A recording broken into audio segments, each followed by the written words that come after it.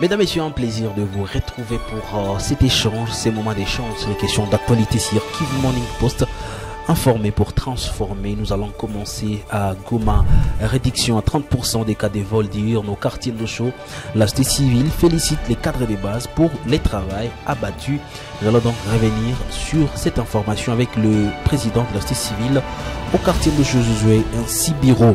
Et puis en déplacé des Kishiché, maire de fin à Kibirizi. Vous le savez, cette catégorie de Congolais sont donc déplacés après les affrontements ou l'occupation de cette zone par les rebelles du M23. La victime est un homme âgé de 35 ans qui est déplacé et qui a fui les affrontements entre l'armée congolaise et les rebelles du M23 à Kishiché. Nous allons nous rendre à Beni où des fortes détonations en armes lourdes de la société civile appellent la population au calme. Et puis nous allons chuter en musique où le groupe PMPR annonce la sortie d'un nouveau single dans le monde discographique. Nous allons donc en parler dans l'actualité du jour. Messieurs, dames, vous êtes nouveaux, n'oubliez pas de vous abonner. Moi et vous, on va se retrouver dans la deuxième partie de cette rubrique.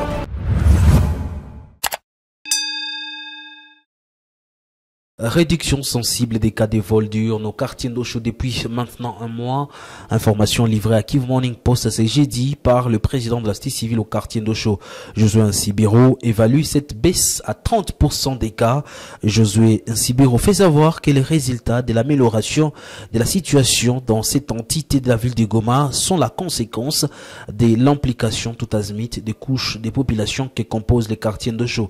Cette baisse des cas de vol diurnes s'enregistre pendant que des cas de vol, pillage et tueries ont pris de l'ascenseur la nuit. Les forces vives locales demandent aux services de sécurité de prendre des mesures sérieuses pour accompagner les efforts consentis par la population locale. Et puis, au moins 2 personnes ont été tuées la nuit de mercredi à jeudi dans les territoires de Nyiragongo, selon la société civile locale. Il s'agit des civils qui ont été assassinés par des bandits armés non identifiés dans les groupements Munigi. Nous sommes donc à Kibati.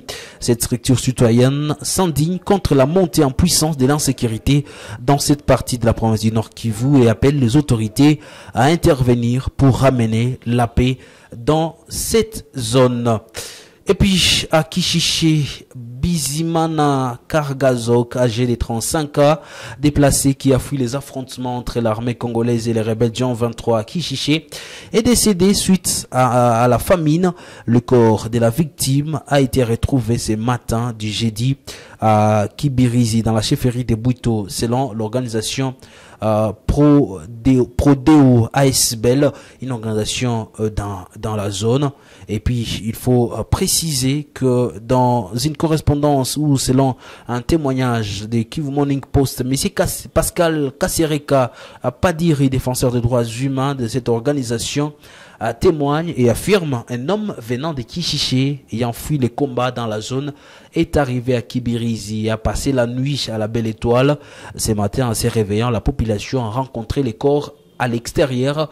Après constat des infirmiers, ils ont dit que la victime serait morte suite au manque de nourriture et la fatigue, et son nom s'appelle Bizimana Karkazok, qui est mort dans cette situation.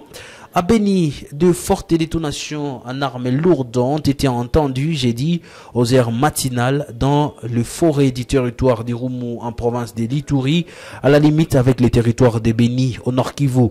Ces détonations ont été aussi auditionnées par les habitants de plusieurs quartiers périphériques de la ville de Beni. La société civile de Eringeti en territoire de Beni, près de l'endroit d'où les tirs provenaient, appelle la population au calme et à ne pas paniquer par rapport donc à cette situation. Ça sera donc pour la République démocratique du Congo une bonne nouvelle. Congo Airways annonce la reprise imminente de ses activités.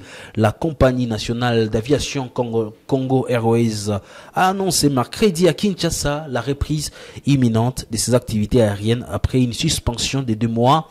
Cette annonce avait été faite via un communiqué dont une copie est parvenue à Kivu Morning Post.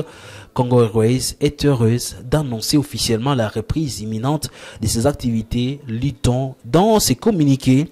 Ce document précise que cette reprise a pour mission d'assurer les déplacements de la population à travers le pays en toute sécurité et sérénité. Congo Airways promet à sa clientèle de communiquer par ses différents services, les détails de programmes des vols. Et puis clôturons l'actualité du jour après plusieurs mois marqués par un silence absolu.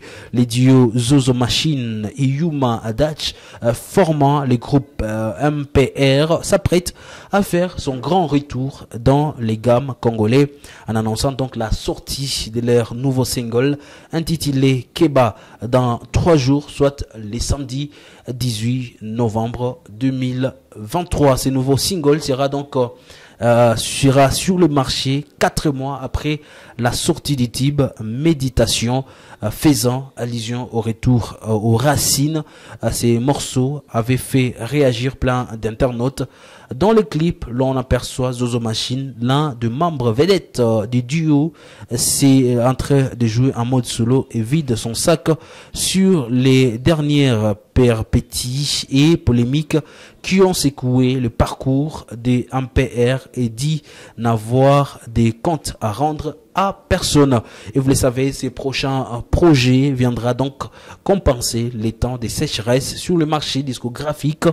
Le groupe MPR demeure la cible des Warriors, fans de Fally Ipupa depuis leur visite lors du concert exceptionnel de Ferregola au Stade des Martyrs de Kinshasa le 24 juin 2023, voulais-je dire. Mesdames, Messieurs, ça sera tout pour l'actualité du jour. Merci à vous de l'avoir suivi.